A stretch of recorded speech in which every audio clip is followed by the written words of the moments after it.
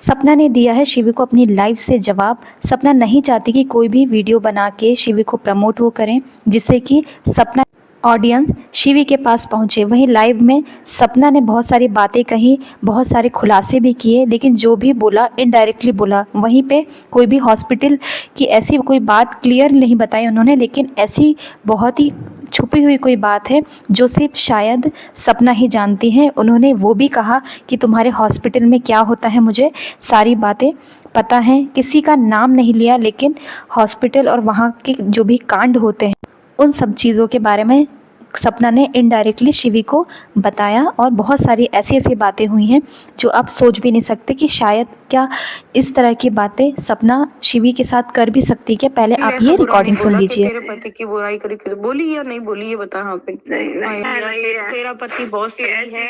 सुन ले मेरी बात, अब मेरी बात सुन ले। तेरा पति बहुत सीधा है, बहुत। मेरा मुंह मत खुलवाइए इससे आगे, क्योंकि मेरा मुंह ज्यादा खुलेगा तो बहुत ज्यादा ही बुरा हो जाएगा। इसलिए मैं बिना मुंह खोले मैं बंद कर रही हूँ ये रिलेशन। न तू आज जिंदगी में मेरे को फोन करेगी, कहीं भी तू मुझे अपनी शकल मत दिखा दियो, ना मेरी तेरे को दिखेगी। तेरे घर की बात छोड़, तेरे घर के इर्द गिर्द भी नहीं घूमूंगी मैं, ठीक है। इतना तो वो नहीं खाती, नाज खाती हूँ। और रहा वो तेरा पति, भाड़ में जाए मरे, और तुम पूरा घर, कोई मतलब नहीं है मेरे को तुम सबसे।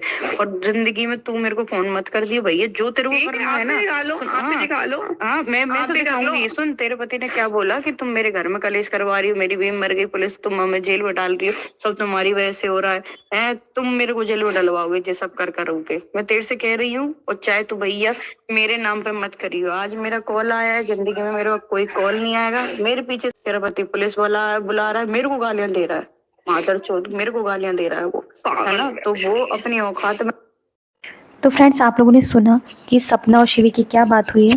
देखिए, लाइव में सपना ने शिवी को कॉल किया और उन्होंने कहा कि तुम क्यों ऐसा कर रही थी, क्यों तुमने फांसी लगाने का डिसीज़न लिया, और तुम्हारे हस्बैंड सारा ब्लेम मुझ पर डाल रही हैं कि तुम्हारी वजह से हमारे घर में बखेड़ा हो रहा है, सारी चीज़ें बिगड़ रही हैं, हमारा परिवार टूट रहा है, मेरी वाइफ फांसी लगा रही है। इसी चीज़ का जवाब देते हुए शिवी ने कहा कि जब हम तुम्हारे यहाँ आए थे और तुमने मुझे और मेरे हस्बैंड को रूम से बाहर निकाल दिया था, उसी चीज़ को वो अभी तक दिमाग में लिए बैठे हैं, उसी चीज़ से चिढ़े हुए हैं, इसलिए वो हम अभी तक उस चीज़ का गुस्सा निकाल रहे हैं। इस चीज़ का जवाब देते हुए सपना ने कहा कि तुम अपने घर वालों का नंबर दे देना और मैं सभी को कॉल कर करके अलग से सॉरी मांग लूँगी, क्योंकि आज के बाद ना मैं तुमसे बात करूँगी ना तुम मुझसे बात करना। ये चीज़ सपना ने शिवी से कही। इसके बाद शिवी ने कहा कि तुम ऐसा क्यों कह रही हो, ऐसा मत बोलो। तो सपना ने कहा कि मैं जानती हूँ तेरा हस्बैंड क्या करता है, हॉस्पिटल में क्या होता है क्या नहीं होता है, कौन से कर्म कांड होते हैं, ये सभी चीज़ें सपना ने कही। सपना ने ये भी कहा कि किसी भरत हॉस्पिटल का नाम लेते हुए सपना ने कहा कि वहाँ पर मुझे पता है कि किडनियाँ बेची जाती है, गरीबों का पैसा खाया जाता है। इसके साथ ही जो लोग जिनकी डेथ हो जाती है उन्हें वेंटिलेटर पर रख कर भी लोगों से पैसा ऐंठा जाता है। कहा जाता है कि अभी वो ज़िंदा हैं इसलिए पैसे लिए जाते हैं। ये सभी चीज़ें उन्होंने कहा। डायरेक्ट उन्होंने शिवी के हस्बैंड का नाम नहीं लिया, लेकिन इनडायरेक्टली उन्होंने बहुत सारी चीज़ें बोली। तो इन्हीं सब चीज़ों का जवाब देते हुए शिवी ने भी अपने लाइव में कहा कि मैं अभी तक चुप थी, मैं रिश्तों को बचा रही थी, लेकिन अब मैं किसी को कुछ नहीं बख्शूंगी, क्योंकि ये मेरी फैमिली का मैटर है। मेरी फैमिली को आप लोगों ने बदनाम किया है। सपना के भाई के लिए भी शिवी ने बहुत गलत बात कही कि जब तुम्हारी बहन बीमार होती थी, गिर जाती थी, बेहोश होती थी तो हम जाते थे, तुम कहाँ थे उस टाइम, तुमने उस टाइम भाई होने का फ़र्ज़ क्यों नहीं निभाया। उस टाइम हम लोग यहाँ से जाकर सपना को संभालते थे और हॉस्पिटल में दिखाते थे, लेकिन सपना व्लॉगिंग के जरिए किसी को ये नहीं शो करती थी कि हम इनके साथ हॉस्पिटल गए। तो ये चीज़ें उन्होंने कही। इसके साथ उन्होंने ये भी कहा कि ग्वालियर वाला घर जो भी अभी इन्होंने छोड़ा हुआ है, वो फ्लैट क्यों छोड़ा, वहाँ पे कौन सा ऐसा कर्म कांड है, कौन सी ऐसी बातें हुई थी जो मुझे पता है, मैं सबके सामने प्रूफ लेकर ही सबको बताऊंगी, क्योंकि बिना प्रूफ के कोई भी किसी को कुछ नहीं कह सकता है। तो मैं प्रूफ के साथ ही सबको बताऊंगी कि तुम कैसी हो। ये चीज़ें शिवी ने कही है। तो फ्रेंड्स, इन सभी चीज़ों से ये पता चलता है कि बहुत सारी शायद ऐसी कुछ बातें होंगी जो शायद हम लोग के सामने अभी तक नहीं आ पाई हैं।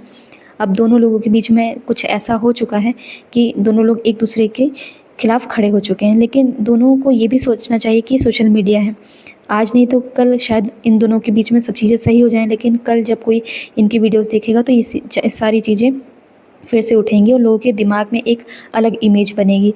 तो सपना को भी थोड़ा सोचना चाहिए कि हम ऐसा ना कहें, जो भी बात है हम डायरेक्ट बात कर लें, सोशल मीडिया पर ना डालें। यही चीज़ शिवी के लिए भी, शिवी को भी डायरेक्ट बोलना चाहिए, बात करनी चाहिए अगर कोई चीज़ें गलत भी लग रही है, या शिवी के हस्बैंड को भी अगर उन्हें लगता है कि शिवी के लिए कि सपना उन्हें सिखा रही हैं या शिवी को कुछ गलत भड़का रही हैं, तो उन्हें सपना से डायरेक्ट बात करनी चाहिए थी। गाली गलौज किसी का भी ये हक नहीं है कि किसी भी लेडीज़ को आप डायरेक्ट गाली दे दो या फिर ऐसा कुछ कह दो। भले ही उसके हस्बैंड नहीं है, लेकिन इसका मतलब ये नहीं कि उसकी दुनिया में कोई नहीं है, सभी लोग हैं। तो थोड़ा सा इन्हें भी थोड़ा सा बोलने में सोचना चाहिए कि हम क्या बोल रहे हैं और किसे बोल रहे हैं, क्योंकि अगर सपना के पास सोशल मीडिया का सहारा ना होता तो वो किसी के सामने ये बात कह भी ना पाती शायद। तो ये चीज़ सपना के लिए हम लोग कहेंगे कि चलो ठीक है, जो भी है इंसान गुस्से में कह ही जाता, जबकि लाइव में आकर सपना ने भी गालियाँ दी। इस चीज़ के लिए सब लोग, जितने लोग देख रहे हैं सभी लोग कमेंट कर रहे हैं कि सपना को ऐसा नहीं करना चाहिए था। तो आई होप आप लोगों को ये वीडियो अच्छा लगा हो। अगर आप लोगों को ये वीडियो अच्छा लगा हो तो प्लीज़ मेरे चैनल को लाइक शेयर सब्सक्राइब ज़रूर करें। थैंक